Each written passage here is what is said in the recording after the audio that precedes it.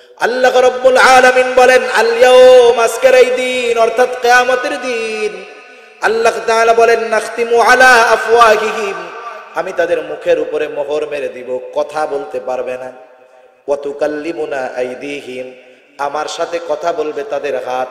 ওয়া তাশহাদু আরজুলুহুম, সাক্ষী দিবে তাদের পা। বিমা কানু ইয়াকসিবুন, হাত পা দ্বারা তারা কি উপার্জন করছে।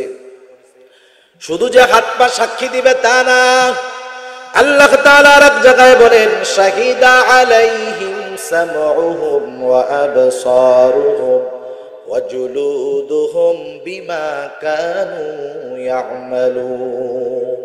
আল্লাহ রাব্বুল আলামিন বলেন শাহিদা আলাইহিম, তাদের বিপক্ষে সাক্ষী দিবে সামউহুম, তাদের কান, ও আবসারুহুম, তাদের চোখ, ওয়া জুলুদুহুম, তাদের চামড়া, বিমা কানু ইয়ামালুন, এই চোখ, এই কান, এই চামড়া, জবান দিয়ে তারা কি অপরাধ করেছে আল্লাহর কাছে বলে দিবে। দুনিয়াতে পাপ করার সময় কারো হাত কি কথা বলে নাকি? জোরে বলেন, কথা বলে। কান দিয়া রাতের পর রাত যদি গান শুনে, কান কি মানা করে নাকি? চোখ দিয়ে সারাটা রাত যদি মোবাইলে গোনা দেখে, গোনা, বলেন তো চোখ কখনো মানা করে নাকি? জবান দিয়া যদি কাউরে গালি দেয়, অশ্লীল ফাহেসা কথা বলে, বলেন তো জিহ্বা কোনো সময় মানা করে নাকি? কিন্তু কিয়ামতের দিন এরা যখন কথা বলবে, যেই মানুষের বিপক্ষে তারা সাক্ষী দিবে, সে অবাক হয়ে যাবে, হতবাক হয়ে যাবে।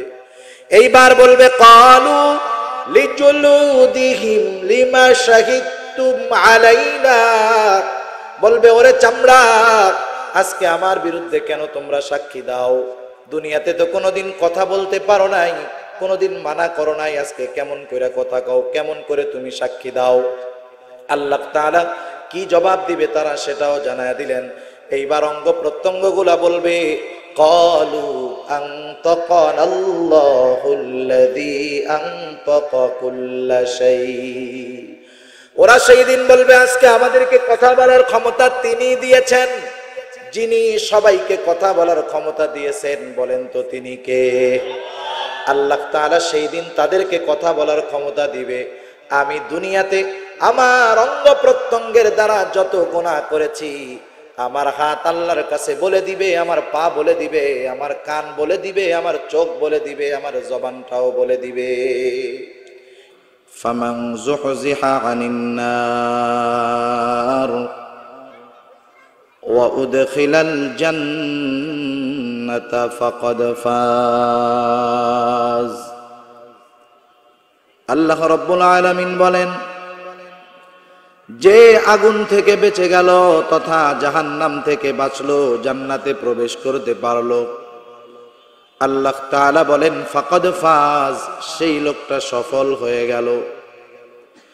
তাহলে আল্লাহ তাআলার সংজ্ঞায় সফলতা টাকা পয়সা সম্মান ক্ষমতার সাথে সম্পৃক্ত বিষয় নয়, বরং সফলতার সম্পৃক্ততা হলো জাহান্নাম থেকে বেঁচে জান্নাতে যাওয়ার সাথে।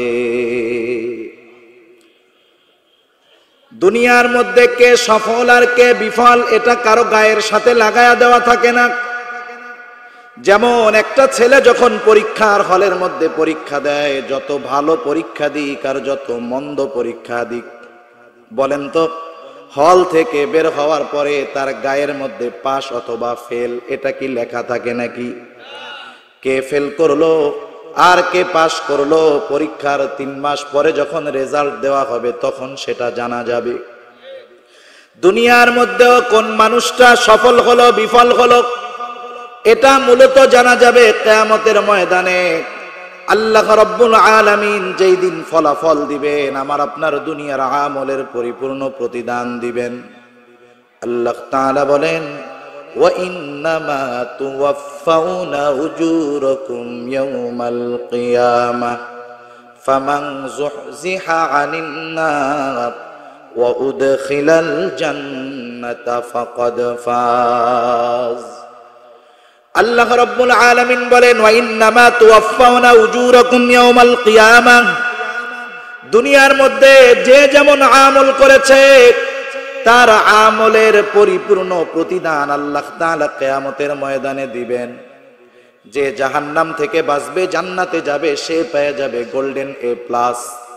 অনুরূপভাবে দুনিয়ার ময়দানেও বিষয়টা এমন, পরীক্ষার হলে কিন্তু ফলাফল ঘোষণা হয় না, ফলাফল ঘোষণা হয় 3 মাস পর। কিন্তু একটা বিষয় নিশ্চিত, কোন ছেলেটা A+ পাবে, কোন ছেলেটা ফেল যাবে, এটা তো পরীক্ষার হল হতেই মোটামুটি নিশ্চিত হয়ে যায়।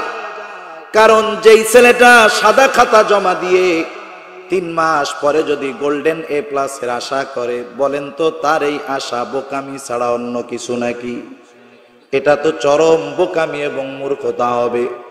পরীক্ষার হলে ভালো লিখতে হবে, জবাব দিতে হবে, তাহলেই আশা করা যায় 3 মাস পর ভালো একটা ফলাফল গোল্ডেন A+ এর সুখবর পাওয়া যাবে। সেজন্য ভালো ফলাফল যে চায়, পরীক্ষার হলের 3 ঘন্টা সে যথাযথ সময়টা কাজে লাগায়। অনুরূপভাবে যেই মানুষটা পরকালে সফল হতে চায়, দুনিয়ার এই অল্প সময়টা সে কিন্তু কাজে লাগায়। কি কাজে লাগায়? আল্লাহ তাআলা সফল হওয়ার জন্য যেই পদ্ধতিগুলো আল্লাহ বলে দিয়েছেন, দুনিয়ার মধ্যে মুমিন সফল মুমিন হওয়ার আশায় আল্লাহ তাআলার ওই বাতায়া দেওয়া সফলতার গুণাবলীগুলা দুনিয়ায় মুমিন অর্জন করে। তাহলে সফলতার বীজ দুনিয়াতে বপন করতে হবে, ঠিক কিনা বলেন? আল্লাহ তাআলা সূরা আলে ইমরানের শেষ আয়াতের মধ্যে মুমিনদেরকে 4টি গুণে গুণান্বিত হতে বলেছেন। আল্লাহ তাআলা জানায় দিয়েছেন, যেই মুমিন এই 4 গুণে গুণান্বিত হবে, সেই মুমিন সফল মুমিন হয়ে যাবে। আল্লাহ তাআলা মুমিনদেরকে উদ্দেশ্য করে বলেন, ইয়া আইয়ুহাল্লাযীনা আমানু। আল্লাহ তাআলা বলেন, হে ঈমানদারেরা। 1 নাম্বার গুণ আল্লাহ তাআলা বলেন, ইসবিরু, বান্দা তুমি সবর করো, মুমিন তুমি সবর করো। 2 নাম্বার গুণ আল্লাহ তাআলা বলেন, ওয়াসাবিরু, ও মুমিন সবরের উপরে অটল থাকো। 3 নাম্বার আল্লাহ তাআলা বলেন, ওয়ারাবিতু, সর্বদা জিহাদের জন্য প্রস্তুত থাকো। 4 নাম্বার আল্লাহ তাআলা বলেন, ওয়াত্তাকুল্লাহ, মুমিন তুমি মুত্তাকি হও। এখন এই 4 গুণ তুমি কেন অর্জন করবা? 4 গুণে কেন গুণান্বিত হবা? আল্লাহ তাআলা বলেন, লাআল্লাকুম তুফলিহুন, মুমিন যাতে তুমি একজন সফল মুমিন হতে পারো। আমরা সফল মুমিন হতে চাই না? আওয়াজটা ছড়াই দেন একটু। আমরা সফল মুমিন হতে চাই না? গুণ লাগবে কয়টা? 4টি গুণ লাগবে, 4টি গুণ। আল্লাহ রাব্বুল আলামিন 1 নম্বরে বলেন, মুমিন ইসবিরু, তুমি সবর করো। সবর, সবর বলতে আমরা কি বুঝি? সবর বলতে আমরা বুঝি যে বিপদ আপদ, মুসিবত, কষ্ট, ব্যবসায় লস, শারীরিক অসুস্থতা, এই সময় মনে হয় চুপ করে বসে থাকার নাম সবর। আসলে মূলত এটাই যে সবর তা নয়। তাফসিরে মাআরিফুল কোরআন সহ দুনিয়ার যত প্রসিদ্ধ তাফসির আছে, প্রত্যেকটা তাফসিরের মধ্যে মুফাসসিরিনে কেরাম জানায় দিয়েছেন মুমিন কয়টা জায়গায় সবর করবে, সুন্দরভাবে উল্লেখ করে দেওয়া হয়েছে। তাফসিরে মাআরিফুল কোরআনের মধ্যেও এসেছে মুমিন মূলত সবর করবে 3 জায়গায়। কয় জায়গায় সবর হবে? জোরে বলেন, কয় জায়গায়? 3 জায়গায় সবর হবে। 1 নাম্বার সবরুন আলাত তাআত, 2 নাম্বার সবরুন আনিল মাআসি, 3 নাম্বার সবরুন আলাল মাসায়েব। 1 নাম্বারের সবর হলো সবরুন আলাত তাআত, আই সবরুন আলাল ইবাদাহ, ইবাদতের মধ্যে হবে সবর, ইবাদতের মধ্যে হবে সবর। তার মানে আমার আপনার ইবাদত হতে হবে সবরওয়ালা ইবাদত। এখন কথা হলো কোন ইবাদত সবরওয়ালা ইবাদত? যেই ইবাদত সুন্দর সেই ইবাদত হলো সবরওয়ালা ইবাদত। কারণ আল্লাহ তাআলা আমাদেরকে তার ইবাদত করার জন্য সৃষ্টি করেছেন না? আল্লাহ তাআলা বলেন, ওয়ামা খালাকতুল জিন্না ওয়াল ইনসা ইল্লা লিয়াবুদুন,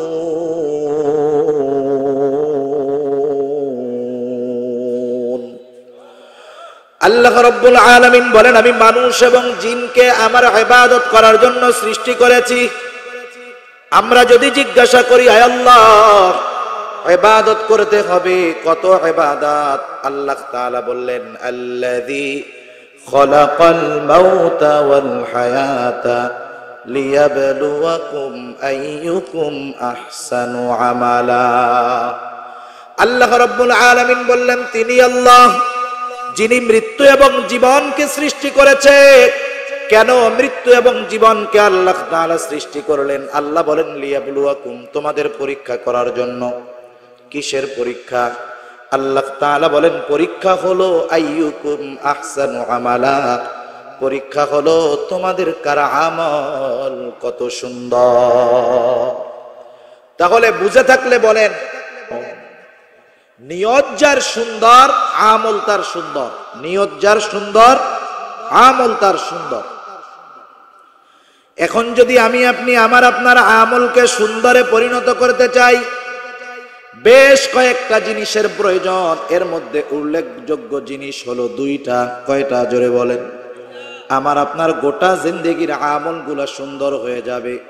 অনেকগুলা জিনিস আছে, কিন্তু এর মধ্যে মোস্ট ইম্পর্টেন্ট বিষয় হলো দুইটা। এই দুইটা জিনিস লাগবেই। যেই ইবাদতের সাথে এই দুইটা জিনিস থাকবে না, ওই ইবাদত যত বড় হোক, যত বেশি হোক, ওই ইবাদত আল্লাহ তাআলার কাছে গ্রহণযোগ্য হবে না। আল্লাহর কাছে ইবাদত সুন্দর হতে হলে দুইটা জিনিস লাগবেই। এক নাম্বার যেটা লাগবে সেটার নাম হলো ইখলাস, নিয়তের পরিশুদ্ধতা। আল্লাহর নবী এই জন্য বলেন, আখলিস দীনাকা ইয়াকফিকাল আমালুল কলিল। নবী আমার বলেন, তোমার ঈমান খাঁটি করো, অর্থাৎ তোমার নিয়তকে পরিশুদ্ধ করো। অল্প আমল নাজাতের জন্য যথেষ্ট হয়ে যাবে। তাহলে ইবাদত যদি সুন্দর হতে হয়, ইবাদত যদি সবরওয়ালা করতে হয়, এক নম্বরে দরকার নিয়তের পরিশুদ্ধতা। নিয়তের পরিশুদ্ধতা বিহীন কোনো ইবাদত আল্লাহর কাছে গ্রহণযোগ্য হবে না। বরং কি হবে, কেউ যদি আল্লাহর সন্তুষ্টি ব্যতীত অন্য কারো সন্তুষ্টির জন্য ইবাদত করে, সেই ইবাদত তার জাহান্নামে যাওয়ার কারণ হয়ে যাবে। কারণ কিয়ামতের ময়দানে আমাদের প্রত্যেকের আমলকে আল্লাহর সামনে হাজির করা হবে। আল্লাহ তাআলা শুধুমাত্র ওই ইবাদতগুলাকেই গ্রহণ করবেন যেই ইবাদতগুলা একমাত্র আল্লাহর সন্তুষ্টির জন্যই করা হয়েছে। আল্লাহ তাআলা বলেন, ওয়াকাদিমনা ইলা মা আমিলু মিন আমালিন ফাজআলনাহু হাবাআম মানসুরা। আল্লাহ রাব্বুল আলামিনের সামনে আমার আপনার জিন্দেগির সব আমলকে হাজির করা হবে। আল্লাহ তাআলার কুদরতি মেশিনে আমার আপনার আমল যাচাই বাছাই হয়ে যাবে। আল্লাহ তাআলা শুধুমাত্র ইখলাসওয়ালা আমলগুলোকে গ্রহণ করবে, কবুল করবে, আর বাকি আমলগুলোকে আল্লাহ তাআলা নিশ্চিহ্ন করে দিবে, ধুলায় পরিণত করে দিবে। শুধু তাই না, ইবাদতের একমাত্র হকদার ছিল আল্লাহ। ইবাদত অন্য কারো সন্তুষ্টির উদ্দেশ্যে করার কারণে আল্লাহর হক নষ্ট করা হবে, আর আল্লাহর হক নষ্ট করার কারণে আল্লাহর আদালতে অপরাধী হিসাবে আমাকে আপনাকে দাঁড়াতে হবে। তাহলে বলেন, গোটা জিন্দেগির সব আমল কার সন্তুষ্টির জন্য হবে?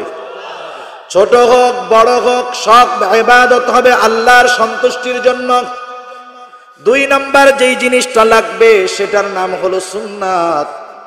সুন্নাত বিহীন কোনো ইবাদত দুনিয়াতে নাই। খেয়াল দিয়া কথাগুলা শুনবেন, সুন্নাত বিহীন কোনো ইবাদত দুনিয়াতে নাই। দুনিয়াতে যত ইবাদত আছে প্রত্যেকটা ইবাদত সুন্নাতের একটা প্রকার। আমাদের দেশে আমাদেরকে অনেক সময় সংজ্ঞা বুঝায় যে সুন্নাত হলো এইটা করলে সওয়াব, না করলে গুনাহ নাই। বিষয়টা এমন না। কিছু সুন্নাত আছে যেগুলা ফরজ। ভাই টুইট কমাই আওয়াজটা ছাড়ে।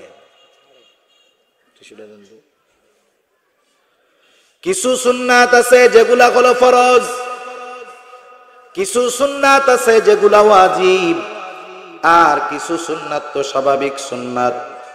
আর কিছু বিষয় এমন আছে দুনিয়া বিকাশ, কিন্তু ওর সাথে যদি সুন্নাতের ছোঁয়া দিয়ে দেওয়া হয় ওই ইবাদতটাও আমলে পরিণত হয়ে যায়। এক নাম্বার বিষয় হলো কিছু সুন্নাত আছে যেগুলা ফরজ। একটা মিসাল দিলে বুঝতে সহজ হবে। যেমন ঈমানের পরে সবচাইতে গুরুত্বপূর্ণ ইবাদত হলো নামাজ। নামাজ কত গুরুত্বপূর্ণ একটা ইবাদত রাসূল আকরাম সাল্লাল্লাহু আলাইহি ওয়াসাল্লাম আমাদেরকে জানায় দেন, আউয়ালু মা ইউহাসাবু বিহিল আবদু ইয়াউমাল কিয়ামাতিস সালাহ। আল্লাহর নবী বলেন কিয়ামতের দিন সর্বপ্রথম নামাজের হিসাব নেওয়া হবে। শুধু তাই না, নবীজি আমার বলেন আস-সালাতু ইমাদুদ্দিন, মান আকামাস সালাতা ফাকাদ আকামাদ-দ্বীন ওয়া মান তারাকাহা ফাকাদ হাদামাদ-দ্বীন। আল্লাহর নবী বলেন নামাজ হলো দ্বীনের স্তম্ভ। যে নামাজ কায়েম করলো সে দ্বীন প্রতিষ্ঠা করলো। ওয়া মান তারাকাহা ফাকাদ হাদামাদ-দ্বীন, যে নামাজ পরিত্যাগ করলো, নামাজ ছেড়ে দিল, সে দ্বীন ধ্বংস করলো। তাহলে একজন বেনামাজি সে শুধু নিজের ক্ষতি করে না, বরং গোটা দ্বীনের ক্ষতি করে, ঠিক কিনা? নবীজি আমার আর এক হাদিসের মধ্যে বলেন বাইনাল আবদি ওয়া বাইনাল কুফরি তারকুস সালাহ। আল্লাহর নবী কাফের এবং মুমিনের মধ্যে পার্থক্যকারী ইবাদত হিসাবে নামাজকে আল্লাহর নবী নির্ধারিত করেছেন। কত গুরুত্বপূর্ণ একটা ইবাদত। এই নামাজটা হলো ফরজ। আমরা জানতে পেরেছি পবিত্র কোরআনুল কারীম থেকে, কারণ আল্লাহ রাব্বুল আলামিন কোরআনুল কারীমের মধ্যে ৮২ জায়গায় নামাজের কথা বলেছেন। বুঝতে হবে আল্লাহ তাআলা কোন জিনিসকে ফরজ করার জন্য ৮২ বার বলার দরকার নাই, একবার বললেই এটা যথেষ্ট। তাহলে নামাজ ফরজ জানলাম কোরআনে, ঠিক না? এখন নামাজ কিভাবে পড়বো? আল্লাহর নবী বলেন নামাজ কিভাবে পড়বা? সল্লু কামা রাআইতুমুনি উসাল্লি, নামাজ আমাকে যেভাবে পড়তে দেখো নামাজ সেইভাবে পড়ো। তাহলে দেখেন নামাজ ফরজ করলো আল্লাহ, নামাজ পড়তে হবে কিভাবে শিখায়া দিলেন মুহাম্মাদুর রাসূলুল্লাহ সাল্লাল্লাহু আলাইহি ওয়াসাল্লাম। আল্লাহর নবী যেটা শিখায় দিলেন। সুন্নাত কাকে বলে? নবীজির কথা, কাজ, মৌন সম্মতি, এটাকে বলা হয় সুন্নাত। তাইলে আল্লাহর নবী নামাজ শিখায় দিলেন। নামাজ যেই পদ্ধতিতে পড়ি এই পদ্ধতিটা হলো নবীজির শিখায়া দেওয়া পদ্ধতি, ঠিক না? এটাও সুন্নাত। কিন্তু এই সুন্নাত কি এমন নাকি যে এইটা করলে সওয়াব, না করলে গুনাহ নাই? এমন? জোরে বলেন এমন? তাহলে এই সুন্নাত হলো ফরজ। আবার কিছু সুন্নাত আছে যেগুলো ওয়াজিব। যেমন সারা দুনিয়ার ফুকাহায়ে কেরাম এই ব্যাপারে একমত, যাদের দাড়ি লম্বা হয়, এক মুষ্টির বেশি হয়, তারা কমপক্ষে এক মুষ্টি দাড়ি রাখবেই। যার হয় না তার কথা ভিন্ন, কিন্তু যার হয় কিন্তু সে রাখে না। আমরা দোয়া করি যারা রাখতে পারে না আল্লাহ তাআলা তাদের দাড়ি রাখার তৌফিক দিয়া দিন। এক মুষ্টি রাখতেই হবে দাড়ি, এটা সারা দুনিয়ার ফুকাহায়ে কেরাম একমত। দাড়ি রাখা সুন্নাত। তবে এই সুন্নাতটা এমন নয় যে রাখলে সওয়াব, না রাখলে গুনাহ নেই। দাড়ি যদি কেউ এক মুষ্টির কম রাখে, যেটা এক মুষ্টির লম্বা হওয়ার মতো অবস্থা হয়, এই রকম দাড়ি যদি কেউ ইচ্ছাকৃতভাবে এক মুষ্টির কম রাখে, অবশ্যই তার ওয়াজিব তরকের গুনাহ হতে থাকে। আবার কিছু সুন্নাত স্বাভাবিক সুন্নাত, করলে সওয়াব, না করলে গুনাহ নেই। আবার দুনিয়াবি কিছু কাজের সাথে যদি সুন্নাতকে লাগায় দেওয়া হয়, ওই কাজটাও ইবাদত হয়ে যায়। দৈনন্দিন জীবনে এমন অনেক কাজ আমরা করি, যেমন আমরা প্রত্যেকেই জরুরত সারার জন্য প্রস্রাব পায়খানায় যাই কি যায় না? আপনাদের এলাকায় এমন কেউ আছে নাকি না হুজুর 2-4-6 মাস যাওয়া লাগে না? আসেনি এরকম? 2-4 দিন না খাইয়া থাকা যায়, কিন্তু ওইটা চাপ দিলে সব শেষ, ঠিক না? এটা আমরা দৈনন্দিন কাজগুলা করাই লাগে। কেউ যদি সারা জিন্দেগি কোনোদিন এই প্রস্রাব পায়খানা না করে, যদিও এটা সম্ভব না, কিন্তু সে যদি না করে, বলেন তো প্রস্রাব পায়খানা না করার কারণে গুনাহ হবে নাকি? গুনাহ হবে। সে যদি প্রতিদিন 10 বার করে সওয়াব হবে। তাহলে বোঝা গেল কাজটা হলো এমন কাজ, করলে সওয়াবও নাই, না করলে গুনাহও নাই। কিন্তু এই কাজটা করতে গিয়া কেউ যদি শুধু একটু নিয়তের পরিবর্তন করে আর পদ্ধতিটা যদি সুন্নাহ তরিকায় যদি কাজটা করে, তাহলে তার এই কাজটাও ইবাদত হয়ে যায়। যেমন একজন মানুষ ফজরের আজান শুনে ঘুম থেকে উঠলো, নিয়ত করলো যে আমাদের ইমাম সাহেব তো ফজরের সময় লম্বা কেরাত পড়ে, আমি যদি এখন দৌড় দিয়া যাই, আমার যদি নামাজের মধ্যে জরুরতে চাপ দেয়, নামাজের মধ্যে বিঘ্ন সৃষ্টি হবে, তাহলে কি করা যায়? আমি আমার জরুরতটাকে সাইরা নেই। এবার সে বাথরুমের উদ্দেশ্যে রওনা হলো। প্রথমে মাথাটারে ঢাইকা নিল, মাথা গামছা দিয়ে ঢাকুক, কোন কাপড় দিয়ে ঢাকুক, আর টুপি দিয়ে ঢাকুক, মাথা ঢাকা সুন্নাত। শুধু সুন্নাত তা নয়, এই সুন্নাতটা হলো বিজ্ঞানসম্মত সুন্নাত। দুনিয়াতে যত সুন্নাত আছে সব সুন্নাত গুলা বিজ্ঞানসম্মত। সুন্নাত আগে, বিজ্ঞান পরে। আল্লাহ রাসূল সিদ্ধান্ত দিয়ে দিয়েছেন আগে, আর বিজ্ঞান 1500 বছর পরে বলতেছে না এটা আমাদের জন্য উপকারী। কিন্তু আল্লাহর নবী 1500 বছর আগে বলছেন এটা আমার সুন্নাত, এইভাবে তোমরা আমল করবা। সুবহানাল্লাহ। কেন? বিজ্ঞানীরা বলতেছে যে বাথরুমের মধ্যে হাজার হাজার ব্যাকটেরিয়া আছে। মাথার চুল হলো স্পর্শকাতর জায়গা, মাথাটা একটা স্পর্শকাতর জায়গা। মাথার চুল আমরা কত ছোট রাখি, এরপরেও 2, 4, 10, 15 দিন মাথায় যদি শ্যাম্পু সাবান না দেওয়া হয়, মাথার মধ্যে খুশকিতে বইরা যায়, ঠিক না?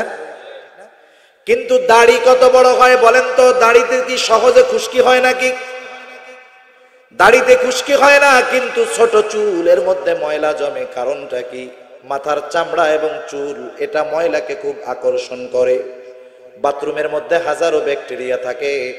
যখন মানুষ মাথা ঢেকে বাথরুমে যায়, ওই ব্যাকটেরিয়া গুলা মাথা ঢাকা থাকার কারণে তার মাথার স্কিনে, তার মাথার চামড়া এবং চুলের উপরে কোনো আক্রমণ করতে পারে না। যাদের খুশকি হয়, এক সময় মাথার মধ্যে ওই খুশকি থেকে ঘা হয়, ইনফেকশন হয়, বড় ক্ষতি হয়ে যায়। আবার কিছু কিছু জায়গায় এমনটা দেখা যায়, আমরা আমাদের টয়লেট গুলা, এখন তো আধুনিকতার মানে হলো ঘরের মধ্যে পায়খানা, ঠিক না? আধুনিক কারা? যার ঘরের মধ্যে পায়খানা যত বেশি। আর আগে বাথরুম থাকতো অনেক দূরে, আর এখন যেইখানে বাথরুম ওইখানে অজু, সব গোসল এক জায়গায়। অনেকে বোঝে না, ব্রাশ মেসওয়াক বাথরুমের মধ্যে রেখে দেয়, এটা রাখা ঠিক না। ব্যাকটেরিয়ার আক্রমণে ওইগুলা দিয়া যখন দাঁত মাজবে, হতে পারে তার পেটের সমস্যা হইতে পারে। এজন্য ব্রাশ মেসওয়াক এগুলা বাথরুমের বাইরে রাখার অভ্যাস করতে হবে। করা যাবে না ইনশাআল্লাহ? এরপরে সে বাথরুমের দিকে গেল, মাথা ঢেকে। বাথরুমে ঢোকার আগে সে দোয়া পড়বে, দোয়া পড়লো। এবার বাম পা দিয়ে বাথরুমের মধ্যে ঢুকলো। এইবার হাজত সারার জন্য যতটুকু কাপড় না উঠালেই নয়, ততটুকু কাপড় উঠায় নিল। এবার জরুরত সারা শেষ, ঢিলা কুলুক ব্যবহার করলো, পানি ব্যবহার করলো।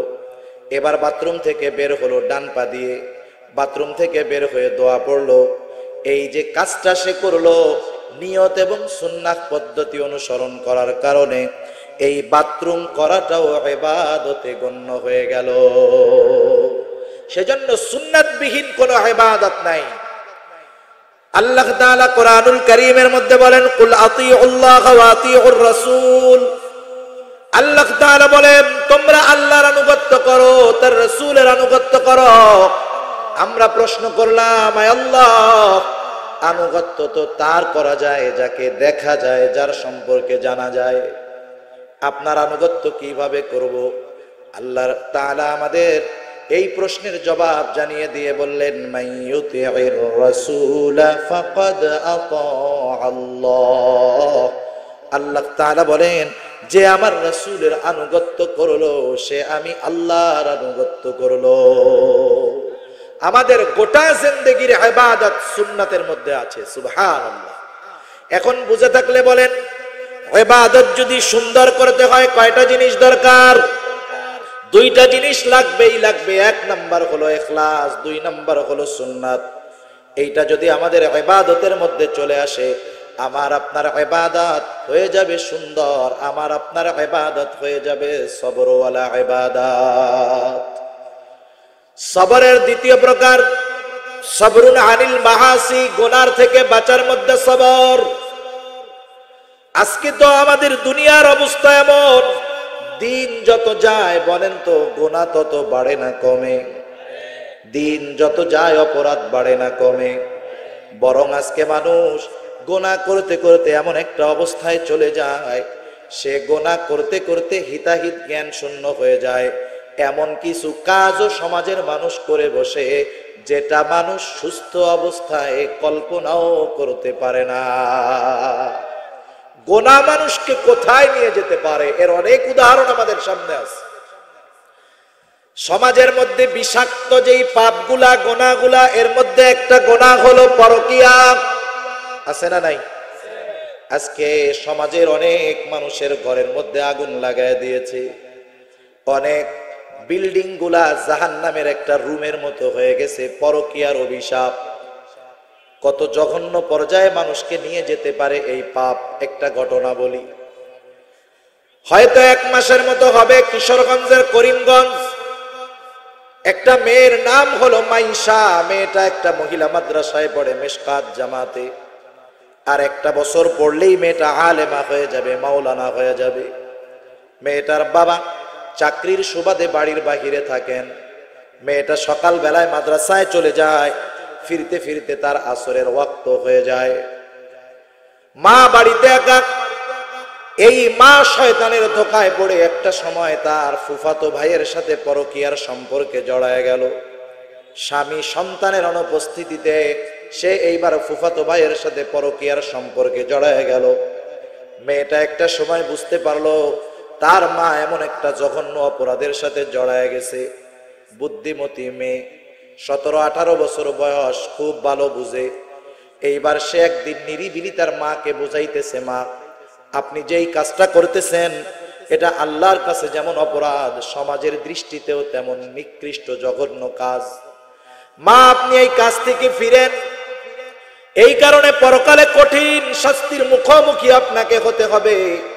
বলেন তো, মেয়েটা মাকে এই কথাগুলা বলার দ্বারা মায়ের কল্যাণ চায় নাকি অকল্যাণ চায়?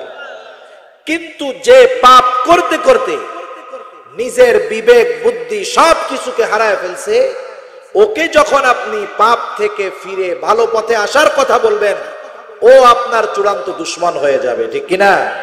সমাজে এরকম অবস্থা অনেক আছে। মেয়েটা মার কল্যাণকামী হয়ে মাকে গুনার থেকে ফিরতে বলল, কিন্তু মা অন্ধ হয়ে গেছে, গুনাহ করতে করতে মনুষ্যত্ব শেষ হয়ে গেছে, পশুত্বকে হার মানায় ফেলছে। এইবার মা চিন্তা করলো, আমার এই মেয়েটা আমার আনন্দের ক্ষেত্রে বাধা হয়ে গেছে, কি করা যায়? সে এইবার তার ফুফাতো ভাইয়ের সাথে পরামর্শ করলো যে মেয়েটাকে আর দুনিয়াতে বাঁচিয়ে রাখা যাবে না। মা প্ল্যান করতেছে মাইয়াকে মাইরা ফেলবে, চিন্তা করছেন? দুজনের মধ্যে পরামর্শ শেষ। একদিন মাদ্রাসা থেকে মেয়েটা বাড়ি ফিরল। আসরের নামাজের আজানের সময় বাড়িতে ফেরার পর আগের থেকেই দুইজনে প্রস্তুত। এইবার মেয়েটা ঘরে ঢোকার পরে পেছন দিক দিয়ে দরজাটা আটকায় দেওয়া হলো। দুইজনে মিলে মেয়েটাকে চেপে ধরলো। মা আর মায়ের ফুফাতো ভাই দুইজনে মিলে মেয়েটাকে চেপে ধরলো। কি করলো? হায়রে, বলতেও তো কষ্ট লাগে। মানুষ এত নিচে কেমন করে নামতে পারে কল্পনাতীত। এইবার মা যেই মেয়েটাকে গর্ভে ধারণ করেছে, 2 বছর পর্যন্ত দুধ পান করায়ছে, ওই মা নিজে সহযোগিতা করে তার ফুফাতো ভাইকে দিয়ে মেয়েটাকে ধর্ষণ করালো। শুধু যেই করলো তা না, দুজনে এবার মেয়েটারে গলা টিপে মেরে ফেললো। বলেন তো, একজন সুস্থ মস্তিষ্কের মানুষ সে কি নিজের সন্তানের ব্যাপারে এমনটা কল্পনা করতে পারে নাকি? কিন্তু ওই মহিলা তো কাজটা করে ফেলছে। করার কারণ কি? কারণ হলো পাপ করতে করতে নৈতিকতার শূন্যতা, মনুষ্যত্বের শূন্যতা, পশুত্বকে হার মানিয়ে বিবেক বুদ্ধি মস্তিষ্ক বিকৃত হয়ে গেছে, যার কারণে ওই জঘন্য কাজটা করতে তার বিন্দু পরিমাণ কষ্ট লাগে না। সেজন্য সমাজে যত পাপ বাড়বে এই ধরনের ঘটনা দিন যাবে আর বাড়বে, ঠিক কিনা বলেন? দুনিয়ার আইন দিয়ে অপরাধকে দমন করা যায় না, দুনিয়ার আইন দিয়ে পাপকে নির্মূল করা যায় না। পাপ যদি নির্মূল করতে হয় আল্লাহ তাআলার পক্ষ থেকে পদ্ধতি সলিউশন আমাদের জানায় দেওয়া হয়েছে। সেই পদ্ধতি যতক্ষণ না আমরা অবলম্বন করব ততক্ষণ পর্যন্ত দুনিয়ায় যত ব্যবস্থাপনা গ্রহণ করা হোক না কেন মানুষকে পাপ মুক্ত জিন্দেগির দিকে আহ্বান করা যাবে না। সমাজে পাপ বাড়বে আর সমাজে অশান্তি অরাজকতা, সাথে সাথে আল্লাহ তাআলার পক্ষ থেকে ভূমিধস ভূমিকম্পন বাড়তে থাকবে, ঠিক কিনা বলেন? রাসূল আকরাম সাল্লাল্লাহু আলাইহি ওয়াসাল্লামের আবির্ভাবের পূর্বে ওই সময়টাকে বলা হয় আইয়ামে জাহেলিয়াতের সময়। ওই সময়ের অনেক চিত্র ঐতিহাসিকগণ আমাদের খেদমতে তুলে ধরছেন। কেমন ছিল সেই সময়ের অবস্থা একটা উদাহরণ দেই। একদিন এক রাস্তার পাশে দুইজন যুবক বসে আছে, দুই ভাইতে দুইজনে গল্প করতেছে। হঠাৎ করে একজন গর্ভবতী মহিলা ওই রাস্তার পাশ দিয়ে হেঁটে যায়।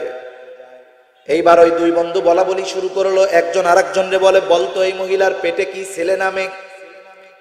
দুই বন্ধু তর্কাতর্কি শুরু করে দিল, একজন বলে ছেলে আরেকজন বলে মেয়ে, ছেলে অথবা মেয়ে, দুইজনের তর্কাতর্কি শুরু করে দিল। এইবার একটা পর্যায়ে সিদ্ধান্তে উপনীত হতে পারে না, ও বলে ছেলে ও বলে মেয়ে। এক পর্যায়ে দুই বন্ধু তাদের তর্ক প্রচন্ড আকার ধারণ করলো। একজন আরেকজনকে বলতেছে, বেটা এত তর্কাতর্কির কি দরকার, চল মেয়েটার কাছে যাই, ওর পেটটা ফেড়ে দেখি পেটের মধ্যে ছেলে নাকি মেয়ে। এই ধরনের কাজ তাদের কাছে খুব সাধারণ কাজ ছিল, সাধারণ কাজ, কোনো ব্যাপার না। এর চাইতে কত জঘন্য কাজ তারা করতো। শুধু তাই না, রাস্তা দিয়ে ভাই তার যুবতী বোনকে নিয়ে হেঁটে যায়, পছন্দ হয়েছে ধরে ভাইয়ের কাছ থেকে বোনকে ছিনায় নিয়ে গেল। বাবার সাথে মেয়েটা হেঁটে যায়, পছন্দ হয়েছে, দিনের আলোয় ছিনায় নিয়ে গেল, কেউ বাধা দেওয়ার নাই।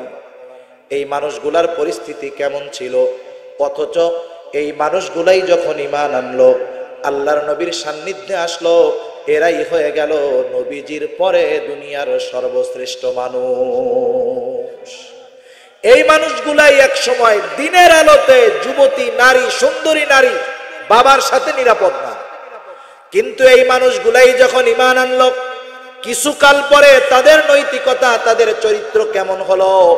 রাতের আধারে যদি একটা সুন্দরী যুবতী মেয়ে তার প্রয়োজনে ইয়েমেনের রাজধানী সানাআ থেকে সুদূর হাজারামাউত পর্যন্ত রাতের বেলায় একাকীও হেঁটে যেত, একটা যুবক ছিল না ওই মেয়েটার সামনে বাধা হয়ে দাঁড়ায়।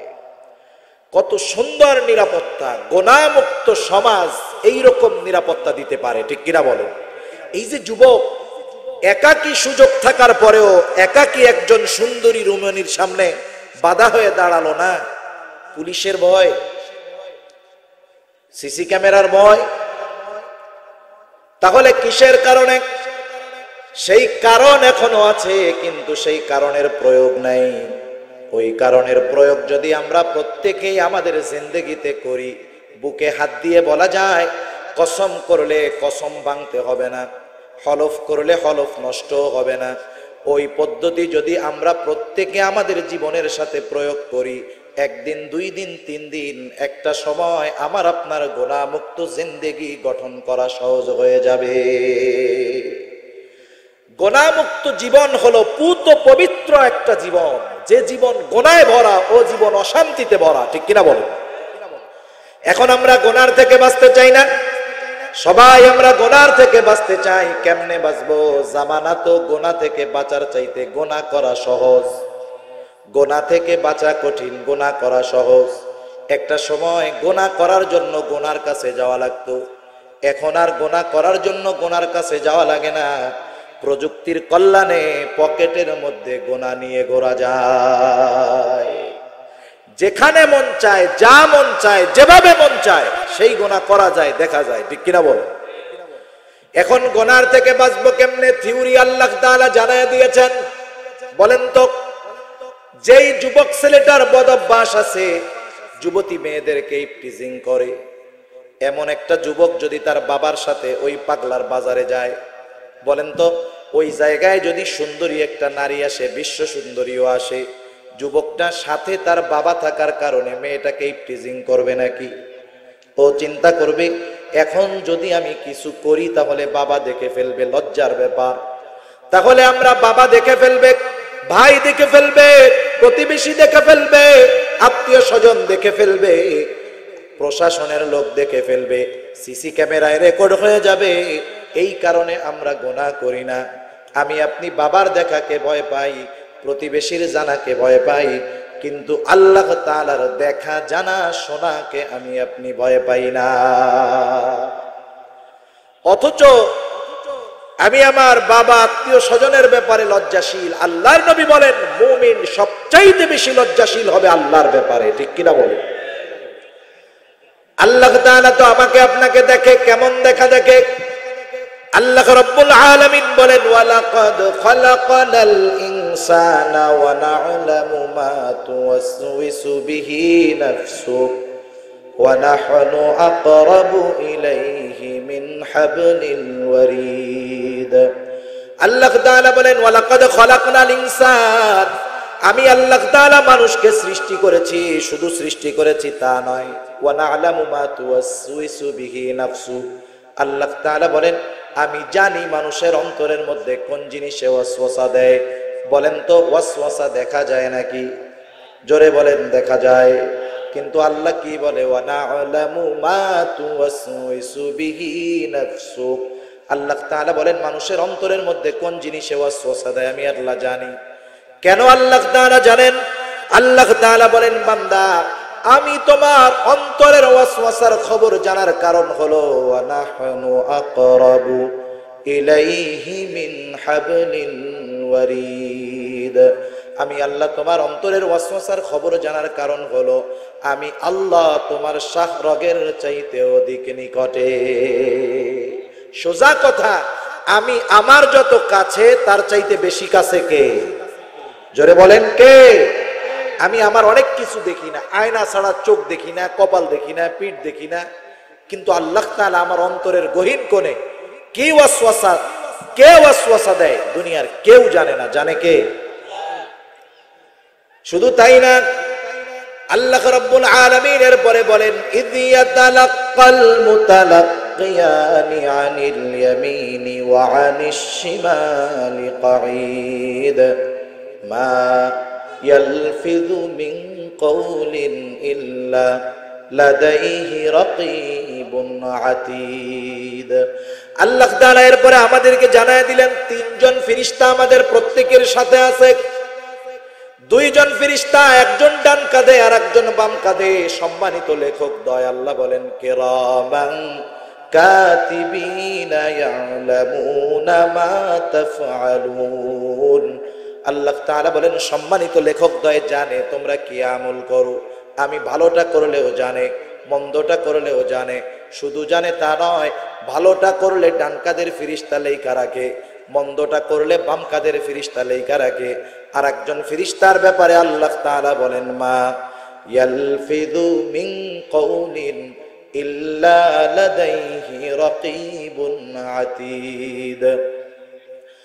আল্লাহ রাব্বুল আলামিন আমাদের প্রত্যেকের সাথে একজন সদা তৎপর ফেরেশতা নিযুক্ত করে রাখছেন।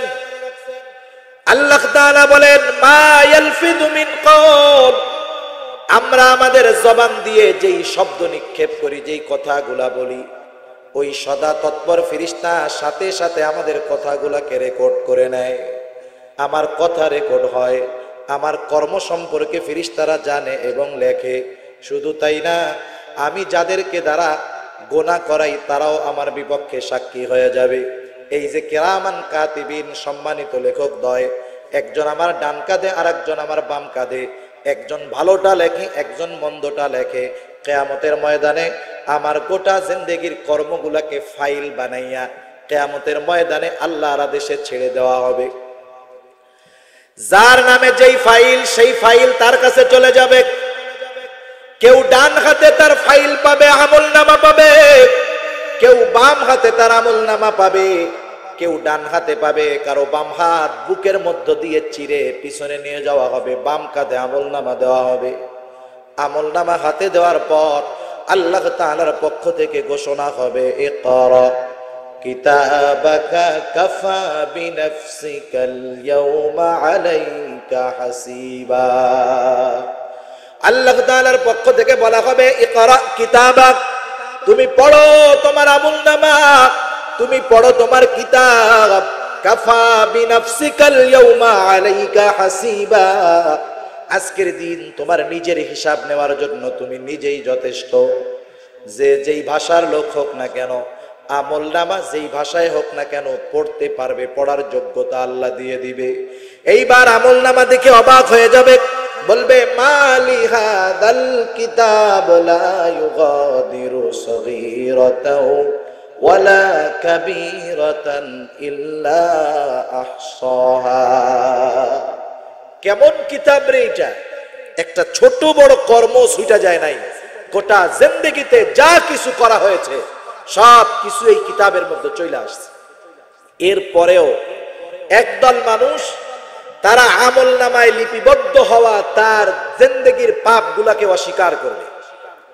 ওরা বলবে, আল্লাহ এই আমলনামার মধ্যে আমার ব্যাপারে যেই পাপগুলা লেখা, এগুলা আমি করি নাই, আমি বিশ্বাস করি না।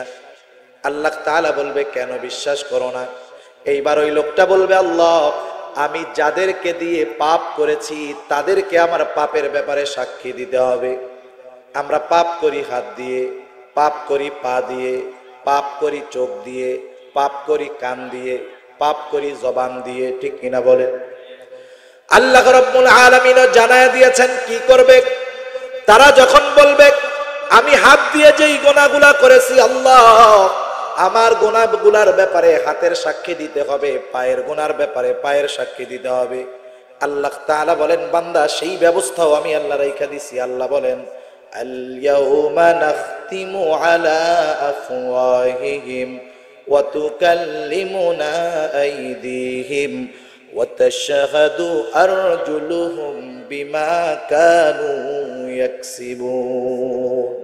আল্লাহ রাব্বুল আলামিন বলেন, আল ইয়াউম, আজকের এই দিন অর্থাৎ কিয়ামতের দিন, আল্লাহ তাআলা বলেন, নাখতিমু আলা আফওয়াহিহিম, আমি তাদের মুখের উপরে মোহর মেরে দিব, কথা বলতে পারবে না। ওয়া তুকাল্লিমুনা আইদিহিম, আমার সাথে কথা বলবে তাদের হাত। ওয়া তাশহাদু আরজুলুহুম, সাক্ষী দিবে তাদের পা। বিমা কানু ইয়াকসিবুন, হাত পা দ্বারা তারা কি উপার্জন করছে।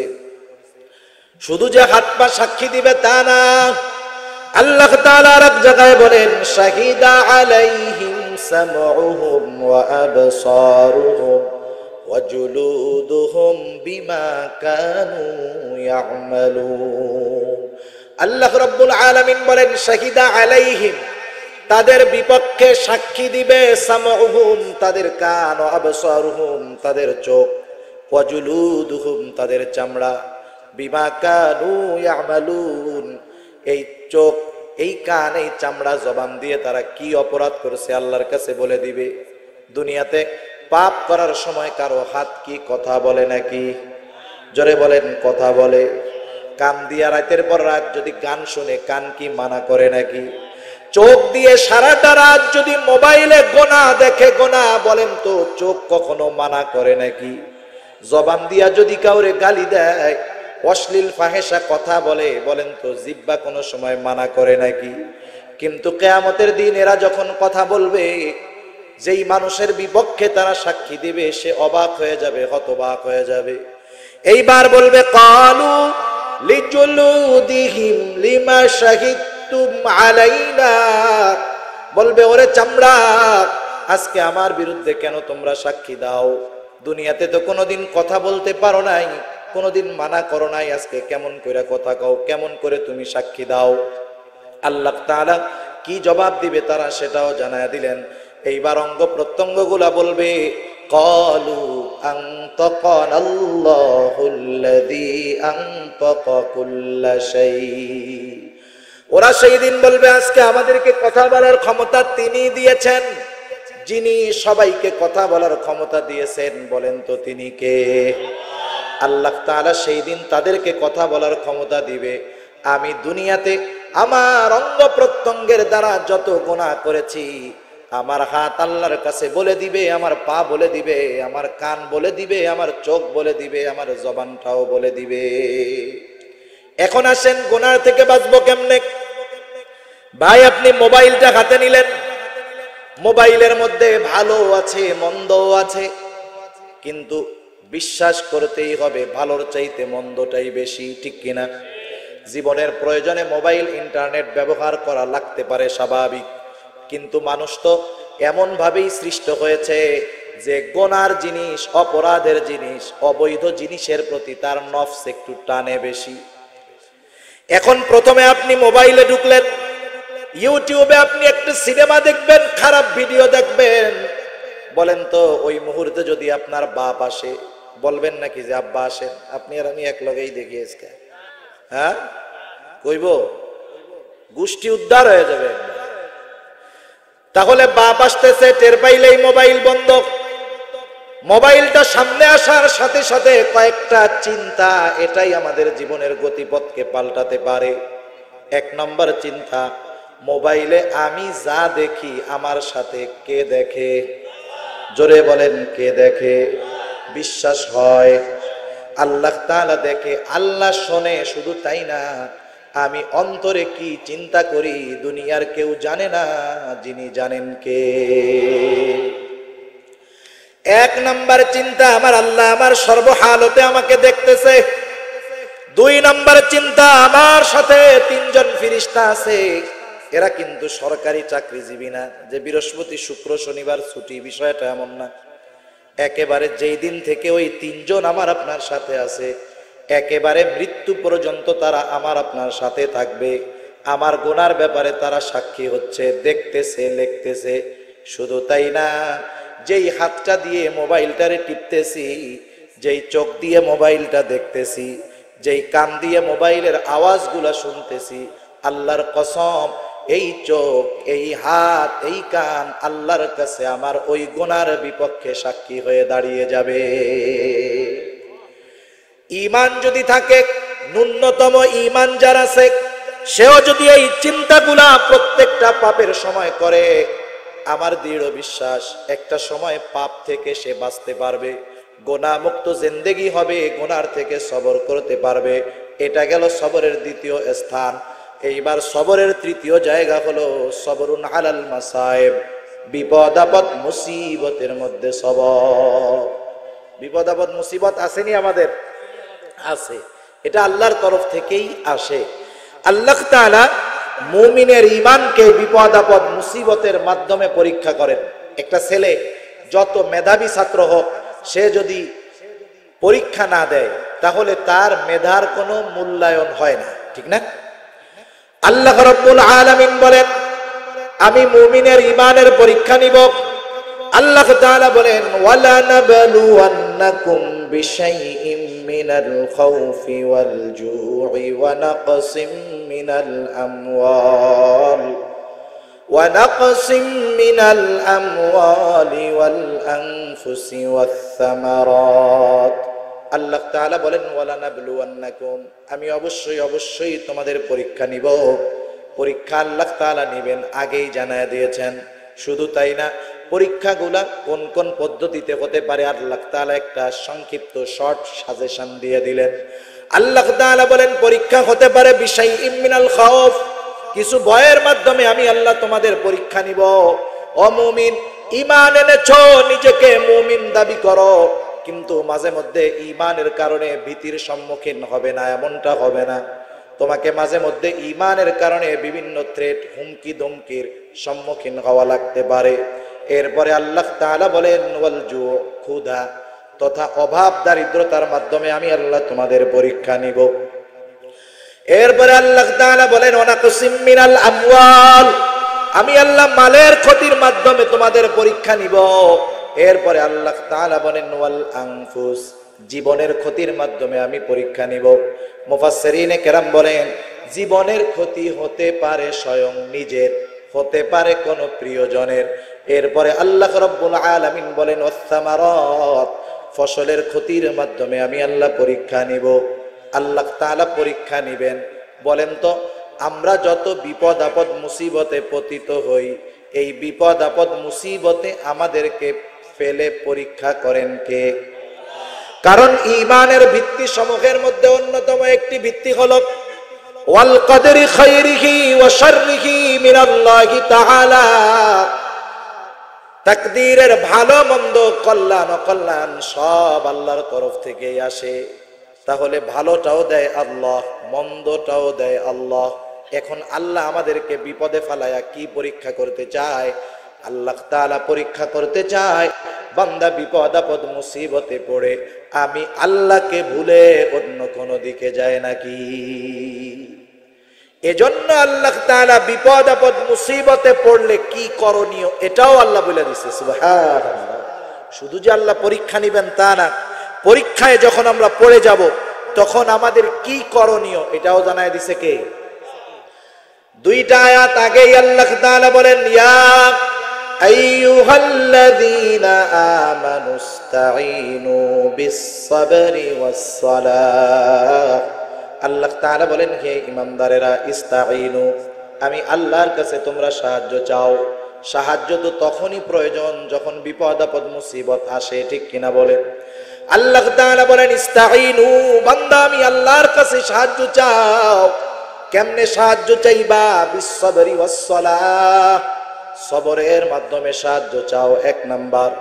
এখন কথা হলো তাহলে সবরটা কাকে বলে? খেয়াল দিয়া শুনবেন।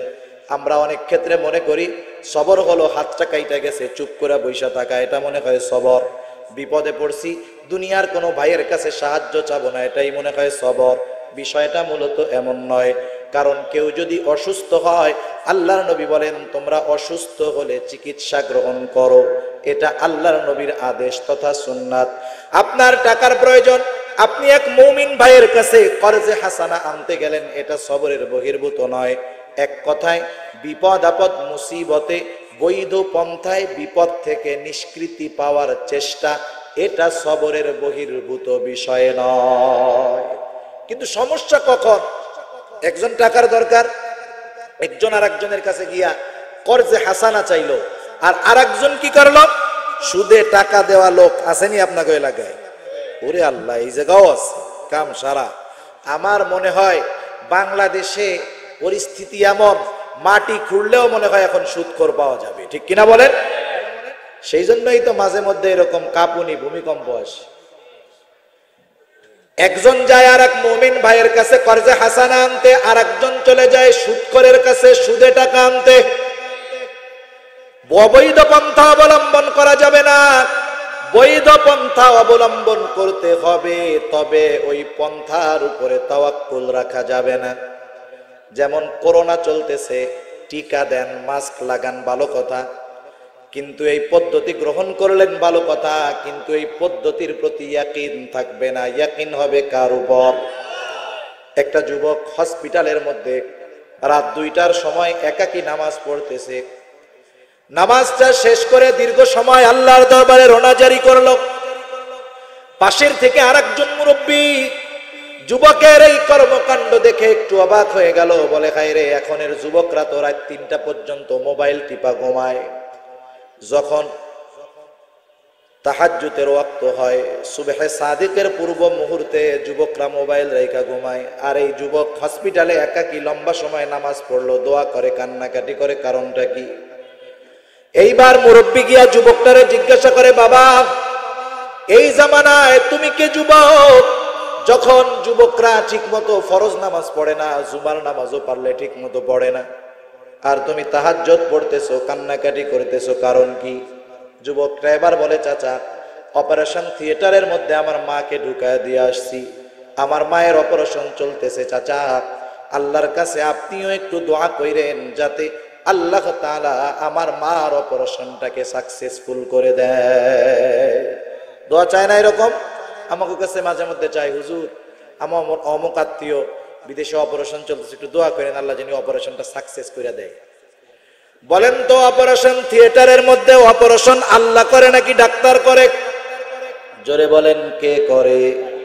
তাহলে বোঝা গেল অপারেশন ডাক্তার করে, কিন্তু অপারেশন সাকসেসফুল যিনি করেন তিনি কে? এই বিশ্বাসটাই থাকতে হবে যে অপারেশন সাকসেস আনসাকসেস এটা ডাক্তারের হাতে নাই, কার হাতে?